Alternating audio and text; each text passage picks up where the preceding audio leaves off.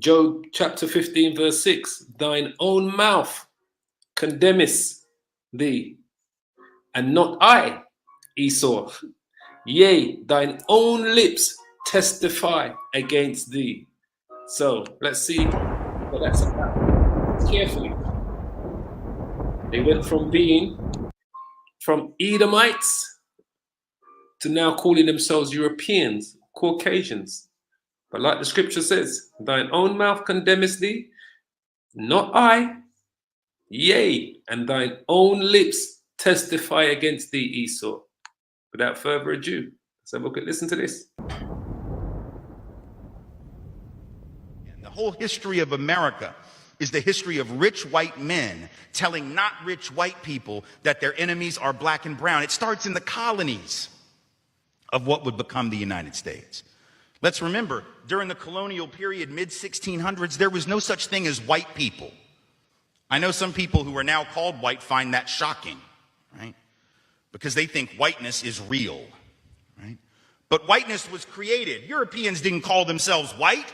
We didn't call ourselves white. We weren't all members of one big happy family. Are you kidding? Have you studied the history of Europe? The history of Europe was about killing each other. That's what we did in Europe. We just killed each other before we figured out there were other people to kill. We just killed each other. What was Esau's blessing? I've got to stop it there. I wasn't even going to stop it. Esau's blessing was what? Let's quickly just bring it out. I wasn't even going to stop the video. All right? Esau's blessing. We're in the book of Genesis, chapter, where are we? Genesis, chapter 4, hold on. Chapter 4, 27. Genesis chapter 27. What was Esau's blessing? All right? Let's quickly, we're going to go back to the video, but let's quickly bring it up on the screen, right? Because it's probably best that you see it for yourselves. That's first and foremost, this is when white people started calling themselves white. Bacon's rebellion. Before that, they identified themselves as the countries where they came from. Dutch, German, English, Irish, Scottish, French, Danish, Swedish. They never called themselves white. Never. But this is when it happened, during Bacon's rebellion. And we're going to go into that, all right? But first, I want to quickly show you Esau's blessing. Genesis chapter 27. And then we're going to go back to the video. I didn't mean to stop the video, but I had to show you it as he said it. As he said it, I got to show you it, right? Not making this stuff up.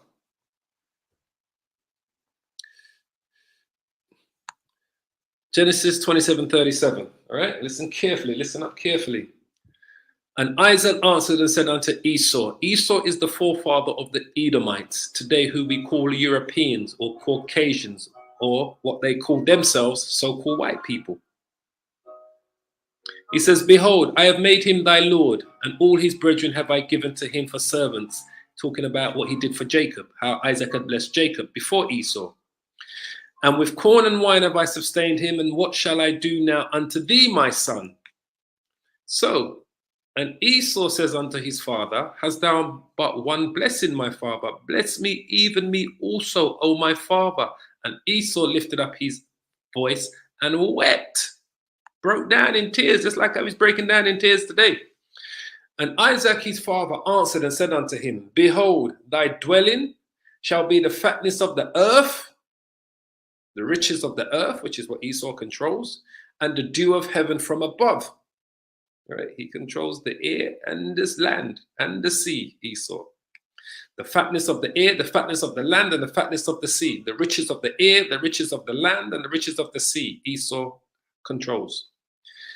Then he says, and by thy sword shall thou live, and shall serve thy brother, and it shall come to pass when thou shalt have the dominion that thou shalt break his yoke from off thy neck.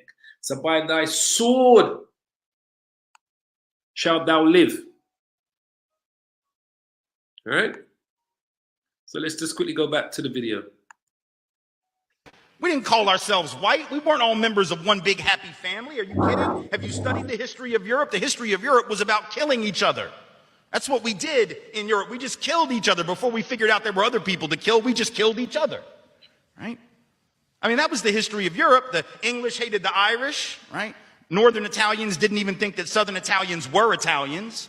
The Germans hated everybody, and everybody hated their ass right back. Because a lot of the Southern Italians, especially down in Sicily, are Israelites. Just in case you don't know, a lot of the Southern Italians down in Italy, in Sicily as well, are Israelites.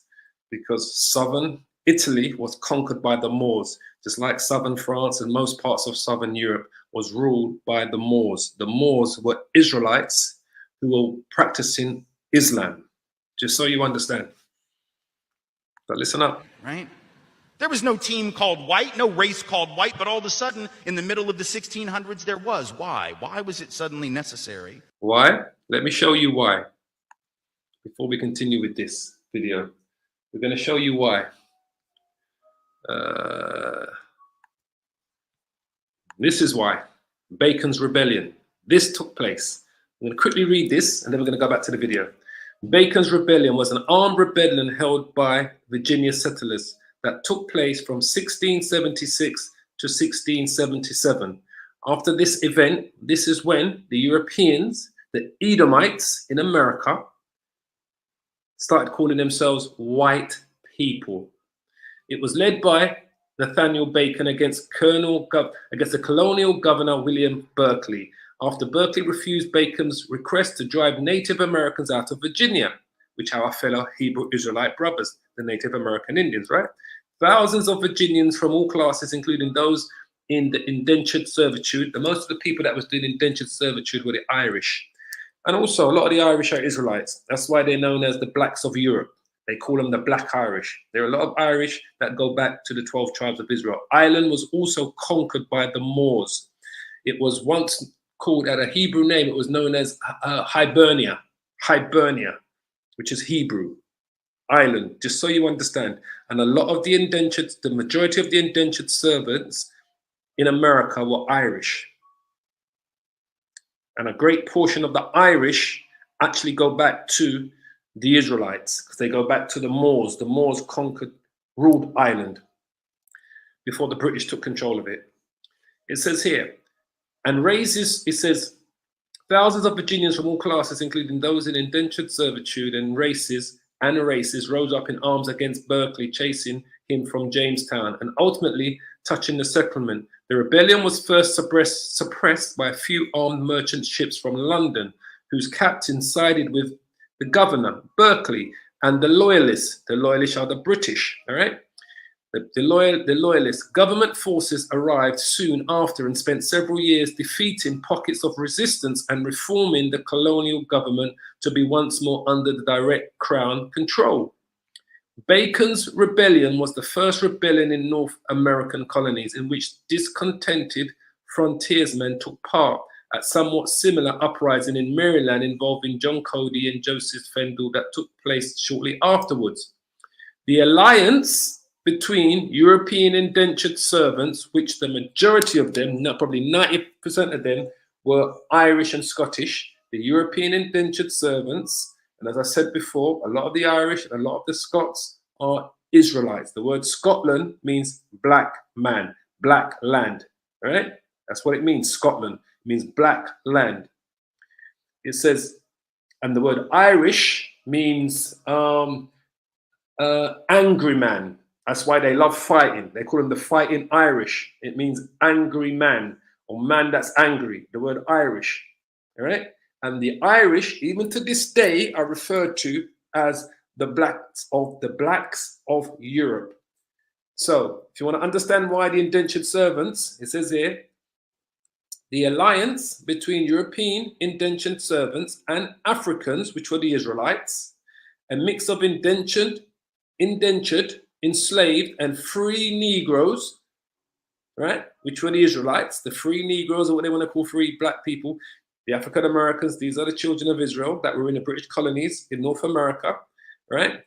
The free Negroes, it says, a mixture of indentured, enslaved, and free Negroes it disturbed the colonial upper class, the elites of Esau, just like how we're disturbing the elites of Esau today.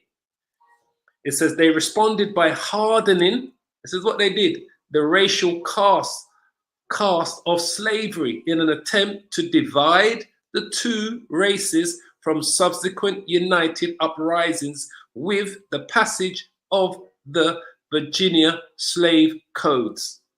The Virginia Slave Codes of 1705 were a series of laws enacted by the colony of Virginia House of Burgess in 1705, regulating the interactions between slaves and citizens of the crown and colony. The enactment of the Slave Code is considered to be a consolidation of slavery in Virginia. So, this is what they did. It says, while the rebellion did not succeed, because it wasn't meant to succeed, we had to serve our servitude. We had to serve our judgment. This is why it was never going to succeed. While the rebellion did not succeed in the initial goal of driving the Native Americans from Virginia, it did result in Berkeley being recalled to England. So this is what happened. This was the rebellion that took place against the British, against the English, the indentured servants and the slaves, ones that they called free slaves, the ones that were actually enslaved, which were the Israelites. The Virginia Slave Codes, this is where they brought in calling themselves white. That's why it says here, these codes effectively embedded the idea of slavery into law by the following devices. Established new property rights for slave owners, allowed for the legal free trade of slaves with protections granted by the courts, established separate courts for trial, prohibited slaves from going armed without written permission. Whites could not be employed by any blacks, allowed for the apprehension of the suspected runaways. This is when Europeans started calling themselves white during Bacon's Revolution, when they introduced what they called the slave codes in Virginia. They never called themselves Europeans or white people before that time at all. Never did they refer to themselves as that, basically. It says the law was devised to establish a greater level of control over the rising African slave population, which were the Israelites. It also served to what? To socially segregate white colonialists from black enslaved persons, making them disparate groups, hindering their ability to unite. A unity of the commoners was a perceived fear of the Virginia aristocracy, which had to be addressed, and who wished to prevent a repeat of events such as Bacon's rebellion occurring 29 years prior. This is when these Edomites started establishing themselves as white people. This is what the elites did, all right? Just so you understand. So let's go back to, quickly go back to the video again. Listen up. Shalom to the Akiyams on the comment board. Shalom, Amawad Abad, beloved brother. All praises from Virginia. Shalom, brother. That's what we did in Europe. We just killed each other before we figured out there were other people to kill. We just killed each other, right? I mean, that was the history of Europe. The English hated the Irish, right? Northern Italians didn't even think that Southern Italians were Italians. The Germans hated everybody, and everybody hated their ass right back, right?